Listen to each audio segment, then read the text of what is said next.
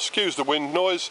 6th of September. Just want to make another short point here in the planning and orchard series.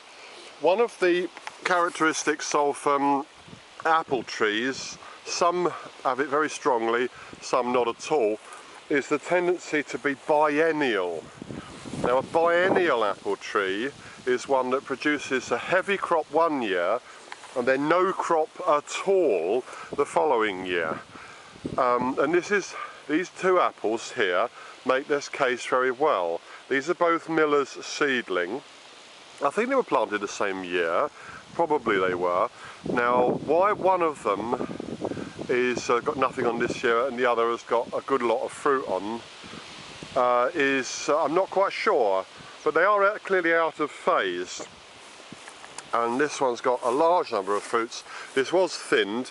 These apples, in fact, are rather small. Miller Seedling tends to crop very heavily and often needs thinning, always needs thinning. Here's some of the apples we thinned out earlier.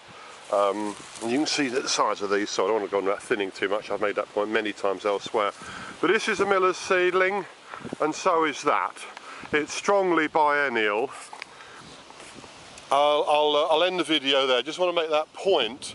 When you're doing your research, now some apple varieties have such high qualities, such unique qualities, that they are worth growing even if they are biennial, and with careful pruning you may be able to minimise the biennial tendency. However, there are a lot of good apples that used to be grown. Miller's Seedling is one of them. Laxton's Superb is another, which, because of their strong biennial tendency, people just don't grow them very much. And I will give you this strong piece of advice. If you are going to plant a small backyard orchard, you really want to steer very well clear of trees which have this biennial tendency, because you don't want a big crop one year and nothing the next year. You're much better off with a modest crop every year. So do your research, avoid apples with a strong tendency to be biennial.